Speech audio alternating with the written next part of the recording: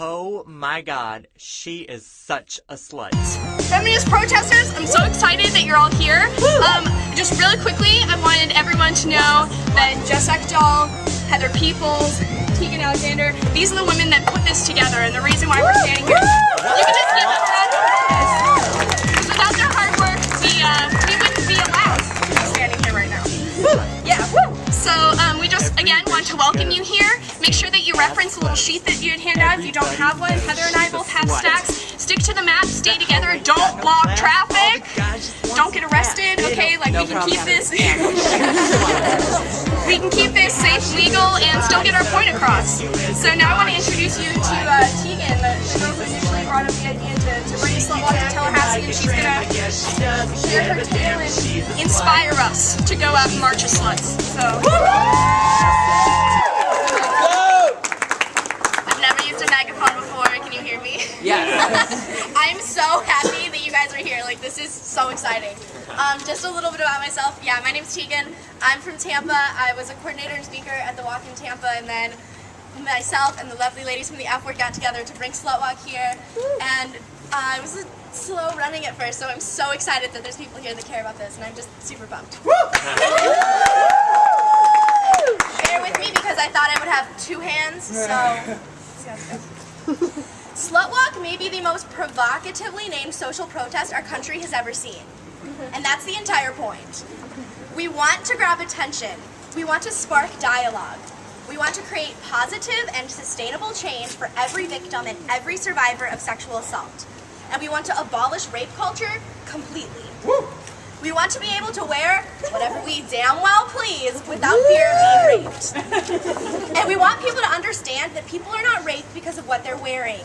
People are raped because of rapists. If you rape me, you should not be able to legally defend your actions by saying, I was dressed like a slut, so it wasn't rape. I was drunk, so it wasn't rape. I've slept with 10 guys before, so it wasn't rape. I'm a slut, so it wasn't rape. No. If I'm unable to say yes, or if I don't say yes, then it's rape. And it's your own fault, not mine. I was 17 years old, and there's wind. And it was my first week of college, my first time going out to a club. I was wearing a tank top, a cardigan, and a denim skirt. I wasn't dressed like a slut. I had 2 shots of vodka and orange juice. I wasn't tipsy, I wasn't drunk. I was a virgin. I was not a slut. But I was raped, and I was told by the police officer here on campus who handled my case that, and I quote, you probably just got too drunk and regret what happened. And I did regret what happened. I really regretted what happened. I regretted dressing like I did. I regretted drinking. I regretted going out at all that night. Because of what the sergeant told me, I began to question everything about myself. Maybe I was a slut. Maybe it was my fault. Maybe it wasn't rape. Maybe I was asking for it in some way. Then those maybes turned into definitive thoughts buzzing around my head. It was my fault. I was convinced of that. Wait, I'm tall. Do you? I think you can People in the back. Okay, yes. You are the tallest. That's so good. I was convinced of that so strongly that I began to absolutely hate myself. I would wait for my roommate to leave for class so I could cut. I would wait for my friends to leave my room so I could shove a toothbrush down my throat. I was diagnosed with depression and anxiety disorder and began having panic attacks and toying with the idea of suicide. All because a police officer, a professional who I should have been able to take solace in, who I should have been able to trust, to feel safe around, told me and my mother that it was my fault, that I wasn't raped. I was just drunk and I lost my virginity and I regretted it. Imagine having a police officer tell you that they found out who your rapist was, because I had absolutely no recollection of the night. Then being taken into the station to be told that the sergeant spoke with him, questioned him, and having them tell you, and I quote again, he seems like such a nice boy. Kind of a nerd too, I really don't think he'd do something like that. The police are not the enemy. The police are a force who we must work with to create the change that we want. It's important to remember that. I'm sure there are plenty of sergeants here at the campus PD who would have handled my case wonderfully. It's Just my luck that I got stuck with the bitch. The sergeant made me believe it was my fault. The sergeant convinced me that it was my fault.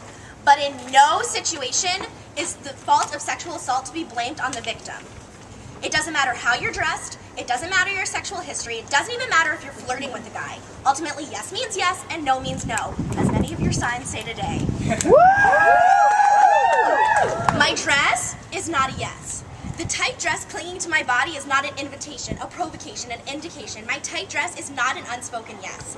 My tight dress declares the confidence that I have in my own body, the way that I move in it, a testament to the comfort that I feel in my own skin. My tight dress celebrates the strength of my legs, the hug of my hips, and the arc of my back. My tight dress is not a white flag surrendering my body to society, but a battle cry insisting that I am strong and I am confident and I'm fucking hot. My tight dress is a defiant middle finger flipped up to anyone who tries to bring me down. My tight dress has nothing to do with you. And you can't assume that I say yes just by observing the way that I dress. My tight dress is a middle finger to anyone out there who thinks that I was asking to be raped, to have my virginity taken away by someone I don't remember meeting. My tight dress is a thank you to those of you out there who understand that the only people to blame for rape are rapists. My tight dress is a silent cheer for the progressive steps being taken to end the mistreatment of rape victims. Correction, rape survivors. Yeah! My tight dress is a smile and a hug and a high five to all of you and anyone who's ever been sexually assaulted, whether gay or straight, male or female. My tight dress is a screw you to the sergeant who handled my case. Yeah. The word slut can mean many things. If you look at the early uses of the word, slut can mean a mud puddle, a kitchen maid, or a dirty or untidy house. It's a word that means lots of different things to lots of different people. The only thing I'm sure of that slut does not mean is that if you pass judgment and assume that I'm a slut, it's a free pass to have your way with me. Slut does not mean I got dressed up and looked sexy tonight because I wanted some pig who was obviously too creepy or unattractive to get any ass on his own to rape me. Yes! Calling someone a slut is not an excuse to rape them. If you don't have enough self-control to not rape a woman in a low-cut top or a short skirt, it's your fault. Don't blame my boobs or my ass. We are here to stomp, rally, and march at Slutwalk Tallahassee because we believe that a victim is never to blame for their own rape. You went to first page.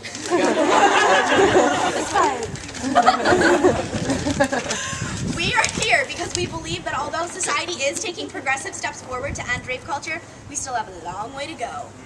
We are here together because we believe in the message of Slutwalk, and I want to thank you for that.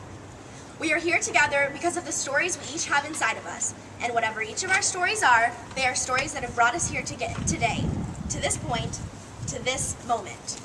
They are stories that brought us here to fight for what we believe in, and stories that bring us together to have one strong, powerful, and unified voice in rising up against rape culture. So let me hear it.